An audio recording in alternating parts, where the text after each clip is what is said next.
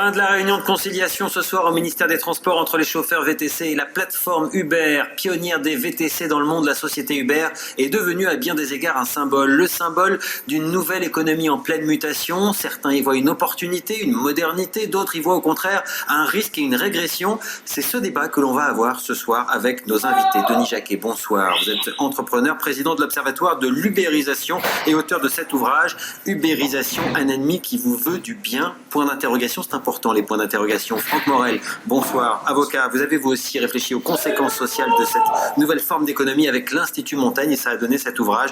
Un autre droit du travail est possible, c'est aux éditions Fayard. Laurent Grand-Guillaume, bonsoir. Vous êtes député socialiste de Côte d'Or, auteur de la loi qui vient d'être votée justement aujourd'hui sur cette question des VTC. On va voir ce qu'elle apporte au débat qu'on a ce soir. Et Joseph François, bonsoir. Vous êtes président de l'association AMT, vous regroupez quelques 6000 chauffeurs, pour la plupart en colère si j'ai bien compris. Vous sortez d'ailleurs de cette réunion au ministère des Transports. Ça a donné quoi ce soir? Vous êtes satisfait? Qu'est-ce qui se passe? Écoutez, on n'est pas satisfait puisque pour nous la réunion n'a pas abouti, mais on note que tous les acteurs enfin se mettent autour d'une table pour discuter. Voilà. Donc là, le décor est planté, le ministre du Transport l'a relaté ce matin, il faut une solution, il faut une sortie de crise. Voilà. Donc Uber, ce soir, a demandé un délai demain à 15h pour se prononcer, parce que nous, de l'AMT, nous avons dit dès le départ que les revendications des grévistes, nous le partageons, parce que depuis septembre, nous faisons ces mêmes démarches sur la rentabilité, sauf que nous n'avons pas partagé la même méthode. Donc, sur ces revendications-là, nous avons demandé à Uber, d'une manière directe, de faire un effort pour rentrer dans un process de discussion. Pour parler concrètement, il y a deux revendications, celle que vous appelez de la rentabilité, c'est-à-dire ce qui reste dans la poche aux chauffeurs à la fin du mois, tout simplement, et puis il y a la question aussi de la protection sociale. On va essayer d'aborder ces deux points sur celle de la rentabilité. Aujourd'hui, par rapport au début d'Uber, quand les chauffeurs se mettaient avec Uber, ça change quoi concrètement? Une journée de travail? Mais écoutez, il y a un changement significatif dans la mesure qu'il y a eu un appel d'air, parce que le phénomène d'Uber est devenu extrêmement populaire. Ça répond évidemment à un besoin. Donc du coup, le problème en réalité qui se pose, c'est comment réguler ça. Parce que je vous rappelle... Non, mais sur la baisse de pouvoir d'achat pour vous, puisqu'il y a eu en l'occurrence là, une augmentation de la commission par Uber, ça veut dire quoi concrètement à la fin de la journée ou à la fin du mois? Pour moi, ça veut dire que le pouvoir d'achat du chauffeur va encore baisser. C'est ce qu'on a dit à Uber. Laurent Grand-Guillaume, hasard du calendrier, votre loi a été votée aujourd'hui. Est-ce qu'elle répond au problème? On se souvient que vous vous étiez penché sur ce dossier à l'époque où les taxis n'étaient pas contents en disant il y a du dumping social avec ces Uber et avec toutes ces plateformes. C'est ça que vous résolvez dans votre loi. Est-ce que ça répond au nouveau problème qui est en train d'éclater aujourd'hui? Quelque part, la réaction d'Uber est une preuve, je pense, d'irresponsabilité. Pourquoi je parle d'irresponsabilité? Le mot est fort. Et j'utilise à bon escient.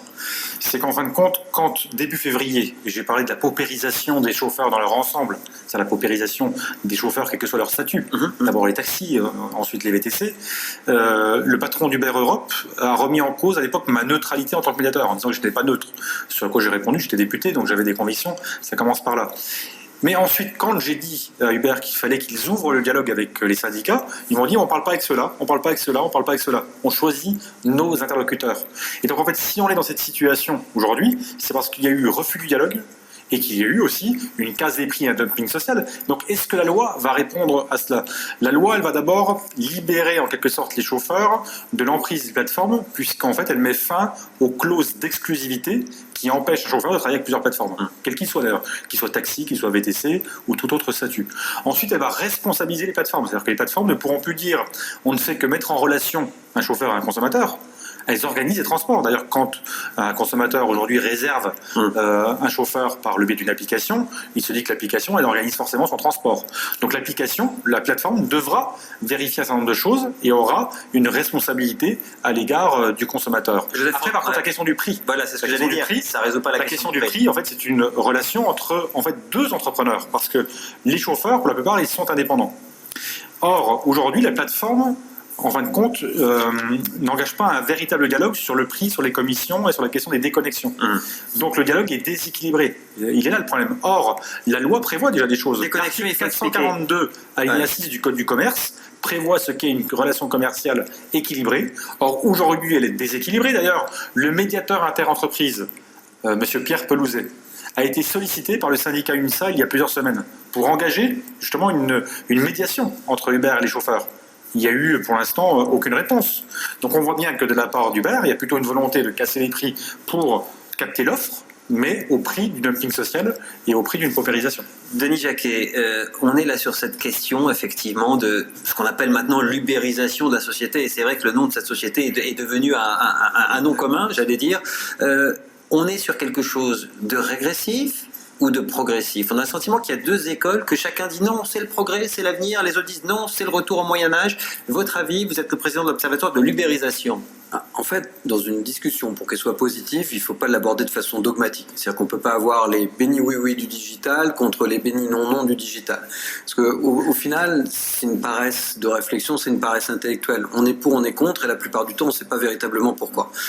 La deuxième chose qu'il faut constater quand même, c'est que c'est une économie récente. Donc on est en train de la comparer à une économie qui existe depuis des centaines d'années, qui a évolué, contre une économie qui a à peine quelques années, qui est naissante et qui forcément est par nature imparfaite, mais pas plus imparfaite que l'économie qu'on nous lègue. Je rappelle quand même nos taux de chômage, nos équilibres sociaux, etc. Ça vient bien de l'économie telle qu'elle dysfonctionnait aujourd'hui. Donc ils sont ni plus imparfaits ni plus parfaits, mais simplement ils passent par une crise d'adolescence. Parce qu'à un moment donné, comme un être humain, on provoque un déséquilibre. L'arrivée de l'ubérisation dans tous les secteurs, c'est avant tout une histoire de déséquilibre. Et à un moment donné, parce que vous avez rompu l'équilibre, il faut se réajuster. Et la période qu'on vit en ce moment, c'est une période de réajustement où les chauffeurs disent attendez, si nos revenus, on a trouvé un job, ce qui était déjà important, mais si c'est 12 000 créations nettes d'emplois dans le secteur sur un an. Oui, vraisemblablement. D'après une étude de la COFAS. Si on étend au-delà des VTC taxis, parce qu'en réalité, les VTC, c'est même, il y a les transporteurs, il y a les créatifs, c'est une économie énorme qui est en train de se mettre en place. Donc, là où elle est positive, c'est qu'elle a su créer une activité que nos sociétés développées aujourd'hui n'arrivaient plus à créer. Ça, c'est le point positif. Le point négatif, c'est qu'à un moment donné, à partir du moment où c'est une économie un peu de contournement, puisqu'en fait, elle a, au lieu d'avoir des salariés, des indépendants, donc des gens sur lesquels ils sont censés ne plus avoir de pression l'un sur l'autre, c'est-à-dire qu'en fait, on a rompu l'équilibre capitalistique classique. Et ça, c'est le discours, parce que dans la réalité, c'est pas ça, Joseph François. C'est cette nuance, justement, j'abonde un peu dans le même sens que mon interlocuteur, parce que c'est cette nuance qu'il est absolument nécessaire d'ajouter. On parle de quoi? On parle d'Uber. C'est une activité récente, c'est une économie récente qui a besoin de se structurer, qui a besoin de s'organiser. C'est justement ce qu'on doit faire. On ne doit pas rejeter cette économie. C'est justement là où, avec mon voisin, on n'est pas tout à fait d'accord, parce que nous, on pense que ça apporte du positif. Ça amène à faire évoluer les lois, parce que l'économie évolue. Et c'est bien aussi que je pense que, par exemple, Uber a contourné la loi à un moment donné. D'ailleurs, l'État, je pense, a été défaillant sur ce sujet. Parce que les taxis, à un moment donné, se sont mobilisés à juste titre, puisqu'en fait, l'État a été défaillant par rapport au contournement de la loi fait par Uber pour faire venir des chauffeurs lotis sur un marché qui ne leur était pas réservé. Puisque, en fait, Uber a utilisé un statut, en fin de compte. Le statut, voilà, loti, ouais. C'est important de le dire, parce qu'en fait, c'est un schéma d'optimisation sociale qui a été élaboré par Uber. Donc, la crise que nous connaissons aujourd'hui, c'est le résultat, en fin de compte, d'un état de fait qui imposait l'état de droit. Franck Morel, je rebondis sur ce que disait Denis Jacquet. Effectivement, il parle de crise d'adolescence. Est-ce que c'est une crise d'adolescence ou est-ce que c'est une crise de modèle? C'est-à-dire que, fondamentalement, l'avantage comparatif de ce nouveau modèle dit disruptif par certains, est-ce qu'il n'est pas seulement qu'on ne paye pas les charges sociales, on ne paye pas la protection sociale? Est-ce qu'il n'est pas réduit à ça l'avantage comparatif, et à partir du moment où le législateur va vouloir mettre tout le monde sur un pied d'égalité, ce fameux modèle disruptif, il n'existe plus d'un point de vue économique? Je crois qu'il y a plusieurs mots qui sont importants dans ce qu'a dit Denis Jacquet, notamment tout à l'heure. Il y a le mot équilibre et le mot contournement, qui résume un petit peu un ensemble de données afférentes à ce problème. Équilibre, c'est quoi? On est dans une recherche perpétuelle d'équilibre entre la souplesse et la sécurité. Et lorsque l'un des deux items est prépondérant ou est vécu comme étant extrêmement prépondérant par rapport à l'autre, on va chercher des voies de contournement. C'est exactement ce qui se passe dans cette affaire. Alors ça veut dire que pour en sortir, il faut se poser quel type de questions? Il faut se poser les questions des écarts entre les différents statuts, écart entre le statut d'indépendant et le statut de salarié. Il faut se poser la question de la construction d'un certain nombre de garanties, dans un certain nombre de cas, pour permettre un développement économique porteur de progrès. Et puis il faut se poser la question, dans d'autres situations, de donner plus de souplesse. Alors, je vais donner quelques exemples concrets, si vous le voulez bien. Dans la loi travail, la loi du 8 août 2016, on a posé un certain nombre de principes sur ce qu'on appelle les plateformes de services, en permettant l'accès à des garanties pour des travailleurs indépendants qui évoluent, qui font leur activité dans le cadre de ces plateformes de services en matière de formation professionnelle, en matière d'assurance accident du travail, en matière de droit à la négociation collective. C'est pas non plus quelque chose de très récent. Vous savez, depuis les années 60, il existe une convention collective des mandataires non salariés, des gérants non salariés des succursales alimentaires. Depuis 1996, il existe une convention collective des agents généraux d'assurance. Donc, du côté des plateformes de services, du côté de ces travailleurs-là, se pose la question de la régulation collective. Et Laurent Grandguillaume parlait tout à l'heure des interlocuteurs, il a raison. Ça se construit avec l'ensemble des interlocuteurs. Ça, c'est le premier point. Mais le deuxième point, ça pose aussi la question de la souplesse du marché du travail salarié. Parce que si ce gap existe, c'est aussi parce que le marché du travail salarié est vécu comme étant verrouillé. Et là, ça suppose de poser un certain nombre de questions, de lever des tabous, notamment celui de la rupture du contrat de travail. On a un paradoxe français. Le paradoxe français, c'est quoi? C'est qu'on a d'un côté l'une des réglementations sur les CDD, qui est l'une des plus rigoureuses d'Europe, et en même temps, 9 embauches sur 10 se font en CDD. Ça veut dire que la crainte de s'engager durablement en CDI est supérieure à la rigidité des CDD. D'où l'idée d'assouplir les conditions de rupture du CDI, et moi je formule une proposition qui est celle de Mais permettre... certains vont vous dire vous voulez tout niveler par le bas. Ceux qui ne sont pas salariés sont maltraités, donc faisons pareil avec les CDI. C'est ça que vous êtes en train de dire? On recherche dans chaque cas un équilibre optimal. Le mot équilibre, j'y tiens beaucoup, effectivement. Vous l'avez employé et vous avez raison. On recherche dans chaque cas un équilibre optimal entre souplesse et sécurité. Et s'agissant de la rupture du CDI, cet équilibre optimal peut consister dans le fait de permettre aux parties au contrat de travail de se mettre d'accord avec des garanties à l'embauche sur des situations de rupture prédéfinies. Laurent Grandguillaume, est-ce que vous considérez, après avoir bien analysé ce sujet-là, qu'au fond, c'est du salariat déguisé, ces histoires de plateformes participatives dans les transports en tout cas? En fait, la difficulté. l'URSSAF, d'ailleurs, a transmis. Il y a des enquêtes en cours. Saisi le tribunal des affaires sociales sur le cas Uber. En Ils en sont où d'ailleurs, justement? En fait, ça va prendre du temps, surtout, hélas, parce qu'on voit bien que les procédures de ce type sont trop longues d'ailleurs. Mais il y a déjà eu des requalifications, en particulier en Angleterre, certains cas. En Angleterre, et ça a failli dans 2 États aux États-Unis, justement. Donc il y a des procès en cours, il y a des procédures. Et pourquoi pas la France alors? C'est marrant parce que ce sont les pays qui sont les plus libéraux qui ont compris qu'il fallait qualifier en salariés. Et nous qui sommes très étatistes, on dit non, il faut libéraliser les C'est pour CDI. cela que l'URSSAF justement a fait son travail et qu'elle a saisi le tribunal des affaires sociales. Après, la question c'est est-ce que les indépendants sont réellement indépendants? Et si c'est le cas, ils doivent être respectés dans le cadre d'un dialogue commercial respectueux, c'est ce que j'ai dit, l'équilibre entre le travailleur indépendant et la plateforme. Là, il est vraiment indépendant. Mais si la plateforme veut décider de tout pour ce travailleur indépendant, alors elle a qu'à le salarié. Entre les deux, est-ce qu'il peut y avoir une situation? Il y a la situation des travailleurs dépendants, économiquement dépendants, c'est-à-dire ceux qui sont indépendants mais qui travaillent essentiellement avec une plateforme. Et là, c'est vrai qu'il y a un flou, en fin de compte, aujourd'hui dans les législations. Donc c'est comment pour ces personnes qui veulent être autonomes et libres, en fin de compte, et qui préfèrent un statut, par exemple, de freelance, comment on leur garantit une protection, une sécurité, en fin de compte, car il y a de plus en plus de personnes dans ce cas. Mais n'oublions pas que ce dont on parle, les indépendants sur les plateformes, c'est une part, bien sûr, dont on parle beaucoup dans les médias, mais il y a de nombreux indépendants qui ne travaillent pas avec des plateformes aujourd'hui dans notre pays, qui travaillent directement avec des clients et qui ne sont... C'est vrai, mais là en l'occurrence, c'est le problème de la plateforme. Joseph François, quand vous entendez tout ce qui est dit, là, votre réaction en tant que chauffeur, vous savez quoi? Au fait, il y a une question de fond qu'il faut poser. La question de fond, c'est le modèle social français. Combien de temps notre modèle social, notre modèle économique social, cette république généreuse va résister à cette mondialisation? Elle est là la question. C'est-à-dire, qu'est-ce que nous voulons? Est-ce que nous voulons créer de l'emploi? Parce que si nous voulons créer de l'emploi, il va falloir déverrouiller, ouvrir certains verrous. La réalité, elle est là. Et on y est là, dans l'ubérisation. Est-ce qu'on va pouvoir résister à Airbnb, à Facebook, à Uber ou à d'autres? qu'est-ce qu'on veut construire? Quel est le modèle économique qu'on veut construire? Moi, ça me paraît difficile. Vous, en tant que chauffeur, vous préféreriez avoir finalement le statut de salarié vis-à-vis d'Uber parce que quelque part, vous vous apercevez que...